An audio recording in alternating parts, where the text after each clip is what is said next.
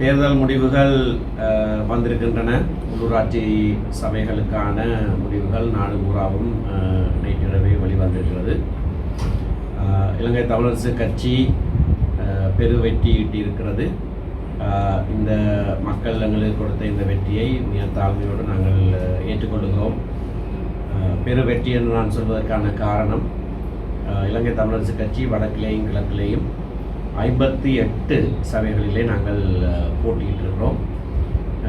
40 சபைகளிலே, குறைந்தது 40 சபைகளிலே நாங்கள் நிர்வாகங்களை அமைக்கக்கூடியதான முடிவுகள் வெளிவந்திருக்கிறது. இது ஒரு பெரிய வெற்றி.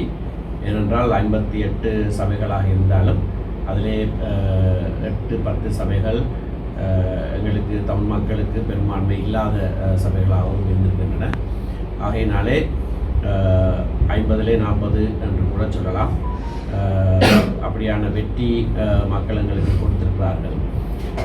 இதில் இன்னொரு கவனிக்க வேண்டிய விடயம் என்னவென்று சொன்னால், யாழ்ப்பாண தேர்தல் மாவட்டத்திலே மிகவும் விசேஷமாக பாராளுமன்ற தேர்தல்கள் முடிவடைந்து 6 மாத காலத்துக்குள்ளே திரும்பவும் மக்கள் இலங்கை தமிழரசு கட்சி மீது தங்களுடைய நம்பிக்கையை வைத்திருக்கிறார்கள் என்பது தெளிவான முடிவாக பிரதிபலிக்கப்பட்டிருக்கிறது.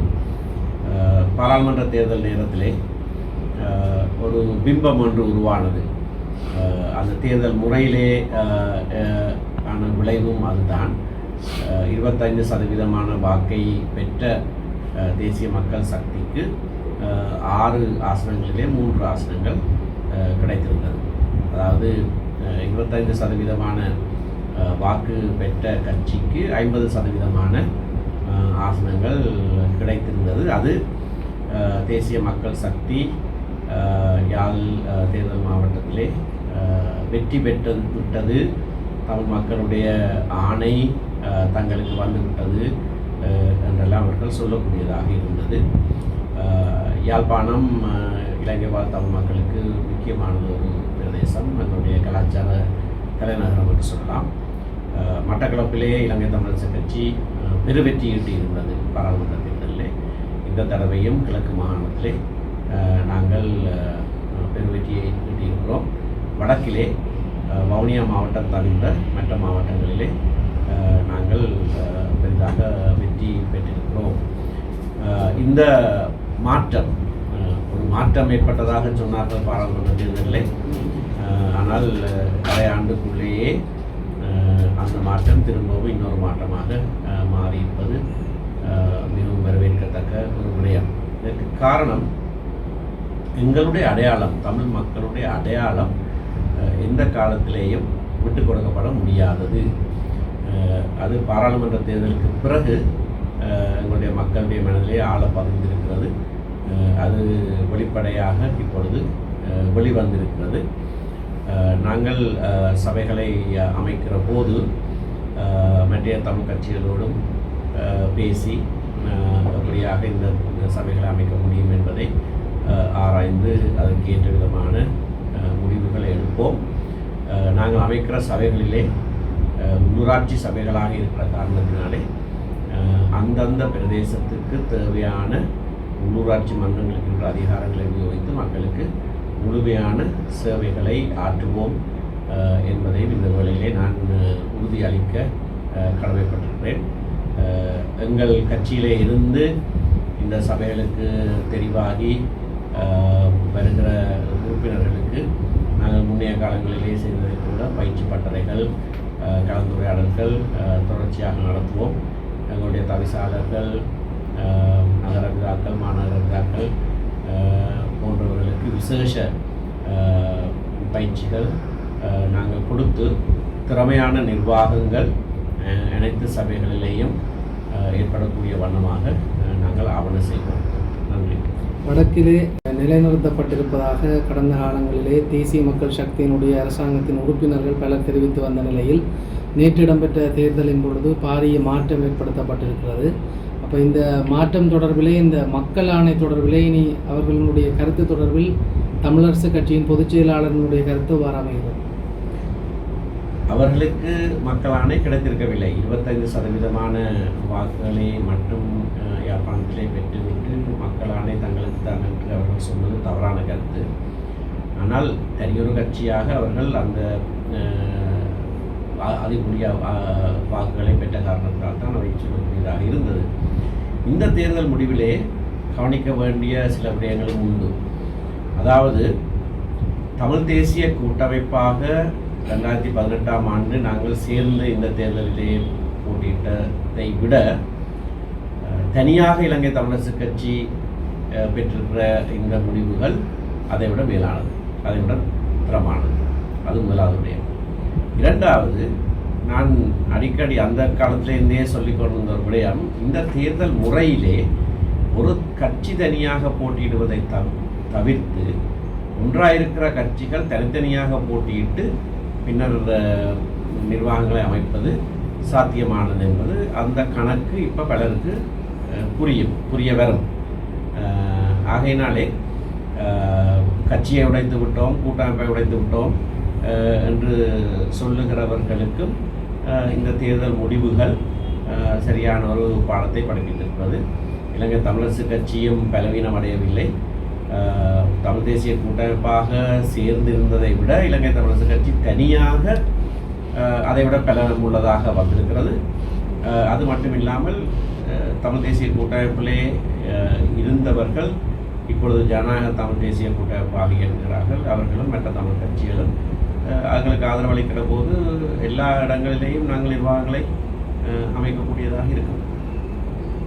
இது நிச்சயமாக தமிழ் தேசிய கூட்டமைப்பு பிரிந்து விட்டது, உடைந்து விட்டது என்று சொல்லுகிற செய்திகளை எல்லாம் அந்த நேரத்தில் நான் மறுத்திருந்தேன். என்றால் கடந்த பாராளுமன்றம் முடிவடைகிற வரைக்கும் தமிழ் தேசிய கூட்டமைப்பாகத்தான் பாராளுமன்ற குழு இயங்கியிருந்தது.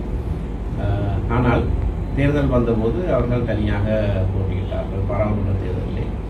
பாராளுமன்ற தேர்தலிலே தனித்து போட்டியிடக்கூடாது, இந்த தேர்தலிலே தான் தனித்து போட்டியிட வேணும். தேர்தல் முறைகளை அனுசரித்து நாங்கள் நடக்க பழக வேணும். இந்த தேர்தலிலே நாங்கள் தனித்து போட்டியிட வேண்டும் என்ற எங்களுடைய கருத்து, தமிழரசு கட்சியுடைய கருத்து இப்பொழுது சரியென்று நிரூபணமாகி இருக்கிறது. ஆனால் இதிலே இந்த வேளையிலே நாங்கள் சொன்னதுதான் சரி, அவர்கள் நினைத்தது பிள்ளை என்றெல்லாம் நான் சொல்லிக் கொண்டிருக்க விரும்பவில்லை. நாங்கள் சேர்ந்து இயங்க வேண்டிய நேரம் காலம் மிகவும் விசேடமாக எங்களுடைய நிலங்களிலே 6000 ஏக்கர் பறிபோகிற ஒரு சூழ்நிலை எழுந்திருக்கிற இந்த வேளையிலே நான் ஏற்கனவே அதற்கான ஒரு அறைகூலை விடுத்திருக்கிறேன். திரும்பவும் இந்த ஊடகவியலாளர் சந்திப்பின் மூலமாகவும் ஜனாதிபதிக்கும் அரசாங்கத்துக்கும் மீளவும் மக்கள் ஆணையோடு ஒரு கோரிக்கையை முன்வைக்க விரும்புகிறேன். அந்த வர்த்தமானி பிரசுரத்தை 2025ஆம் ஆண்டு மார்ச் மாதம் 28ஆம் தேதி பிரசுரிக்கப்பட்ட வர்த்தமானியை உடனடியாக மீள கைவாங்குமாறு அரசாங்கத்துக்கு நாங்கள் மக்கள் ஆணையோடு கூறுகிறோம். அது உடனடியாக கைவாங்கப்பட வேண்டும். மே 28 வரைக்கும் அரசாங்கத்துக்கு நாங்கள் காலம் கொடுத்திருப்பதாக நான் ஏற்கனவே சொல்லியிருக்கிறேன். மற்ற தமிழ் கட்சிகளிடத்திலேயும் ஒரு அன்பான வேண்டுகோள், மே 29ஆம் தேதி அரசாங்கம் இந்த வர்த்தமானியை மீள கைவாங்காமல் இருந்தால் நாங்கள் இதற்கு எதிரான பாரிய மக்கள் போராட்டம் ஒன்றை நிகழ்த்துவோம். அனைத்து தமிழ் கட்சிகளும் இணைந்து வருமாறு நான் அன்பான வேண்டுகோளை விடுக்கிறேன். இது இலங்கை தமிழரசு கட்சி பொதுச் செயலாளராக நான் அழைக்கிற விடுப்பாக இருந்தாலும் கூட இது பொதுவாக எங்களுடைய மக்கள் சார்பாக விடுக்கப்படுற அழைப்பாக அதனை ஏற்று ஒரு கட்சி முன்னெடுக்கிற விடயமாக இல்லாமல் பொதுவாக மக்கள் சார்பாக அனைவரும் ஒன்று சேர்ந்து அதனை செய்ய வேண்டும். அரசாங்கம் அதற்கு முன்னதாக மீள கைவாங்க வேண்டும். இல்லாவிட்டால் ஒரு பாரிய மக்கள் போராட்டம் நாங்கள் நடத்துவோம். அதில் அனைவரும் சேர்ந்து வர வேண்டும். நிலம் போய்விட்டால் இனம் அணிந்து போய்விடும். ஆகையினாலே இந்த அடிப்படை விஷயத்திலே அனைவரும் ஒன்று சேர வேண்டும் என்று அன்பாக வேண்டுகோள் கொடுக்கிறேன். நேற்றைய தினம் மாகாண சபை தேர்தல் தெரிவித்திருக்கின்றார்.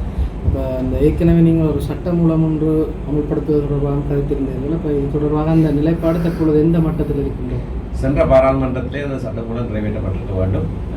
2வது வாசிப்பு நிறைவேற்றப்பட்டிருந்தது. 3வது வாசிப்புக்கும் தினம் குறிப்பிடப்பட்டிருந்த வேளையிலே தான் அது அன்றைய நிகழ்ச்சிகளிலே இருந்து அகற்றப்பட்ட காரணத்தினாலே அது நிறைவேற்றப்பட முடியாமல் போயிருந்தது. அன்றைய தினம்தான் கடந்த பாராளுமன்றமும் கடைசியாக சந்தித்த நாள்.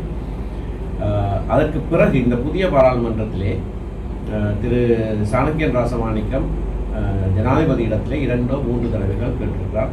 அதே சட்டமூலத்தை தான் கொண்டு வரவான்னு கேட்டபோது ஜனாதிபதி இல்லை, அரசாங்கமே அதை கொண்டு வரும் என்று பதிலளித்திருக்கிறார். ஆனால் 6 மாதம் ஆகிறது, இன்னமும் அது செய்யப்படாத சூழ்நிலையிலே சென்ற மாதம் அல்லது அதுக்கு முந்தின மாதம் மார்ச் மாதத்திலே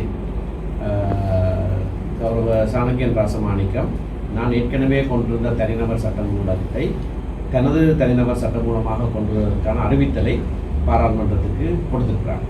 ஆகவே அடுத்த பாராளுமன்ற அமர்வுகள் வருகிற போது அவர் கொண்டு வருகிற தனிநபர் சட்டம் மூலம் முன் கொண்டு வரப்படும். பிரதம மந்திரி அந்த தேர்தலை நாங்கள் உடனடியாக நடத்துவோம் என்று சொல்லியிருந்தால் சட்டம் மாற்றப்பட வேண்டும்.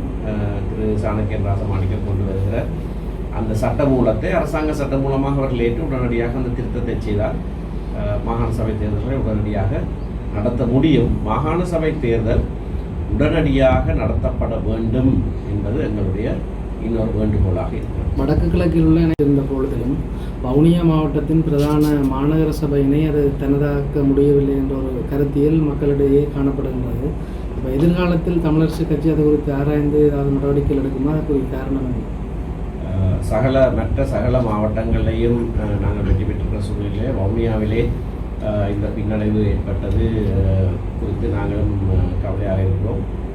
அதற்கான காரணங்களை உடனடியாக நாங்கள் ஆராய்ந்து அறிந்து அதனை நிறுத்தி செய்வதற்கான சகல நடவடிக்கைகளையும் எடுப்போம். யாழ் மாநகர சபையில் எந்த ஒரு கட்சி இதில் என்ன மாதிரியானது? தமிழரசு கட்சிக்குத்தான் கூடுதலான ஆசனங்கள் கிடைத்திருக்கிறது.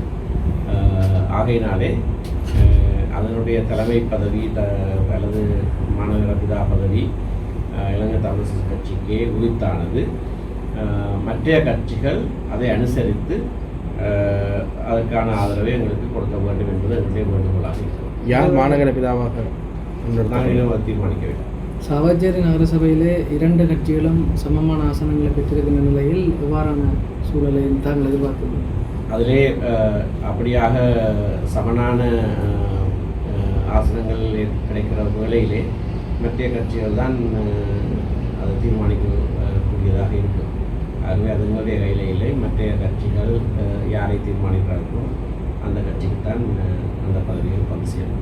வெளிவடக்கு பிரதேச சபையில் உட்பட்ட பகுதியில் வந்து காணிக்குடி இருந்தாலும் சரி, அதுக்கான வழக்கு தொடர்ந்தது இல்லை போராட்டங்கள் என்பது தமிழரசு கட்சி முன்னெடுத்து வந்தது. இந்த நிலையில் வந்து தற்பொழுது தேர்தல் முடிவில் வந்து கணிசமான ஆசனங்கள் தேசிய மக்கள் சக்தியும் பெற்றிருக்கிறது. இந்த தையிட்டு விவகாரம் கூட இருக்கே வந்து இதை நீங்கள் எப்படி பாருங்கள்? அதையும் நாங்கள் ஆராய வேண்டியதாக இருக்கிறது. அது சம்பந்தமாக சில தகவல்கள் எங்களுக்கு தற்போது கிடைத்து வருகிறது. சில வாக்குறுதிகள் கொடுக்கப்பட்டதாகவும் வேறு சில தேர்தல் விதிமுறை மீறப்பட்ட விடயங்கள் சம்பந்தமாகவும் எங்களுக்கு சில தகவல்கள் கிடைத்திருக்கின்றன. நாங்கள் அதையும் உடனடியாக ஆராய்ந்து அதற்குரிய நடவடிக்கை எடுப்போம். ஆனால் நீங்கள் சொன்னதை போல அதுவும் நாங்கள் எதிர்பாராத ஒரு விடயம். ஆனால் அதுக்கான காரணங்களை உடனடியாக நாங்கள் கண்டுபிடிப்போம். இந்த தேர்தல் விதிமுறை மீறல்களை வந்து ஜனாதிபதி மற்றும் பிரதமர் வந்து ஈடுபட்டுள்ளார் என்று சொல்லி சுயாதீன கண்காணிப்பு கூட குற்றம் சாட்டியிருக்கிறது. இந்த விசாரணை போக்கில் ஏதாவது தேர்தல் ஆணைக்குழுவுக்கு நாங்கள் பலமான அழுத்தத்தை கொடுப்போம்.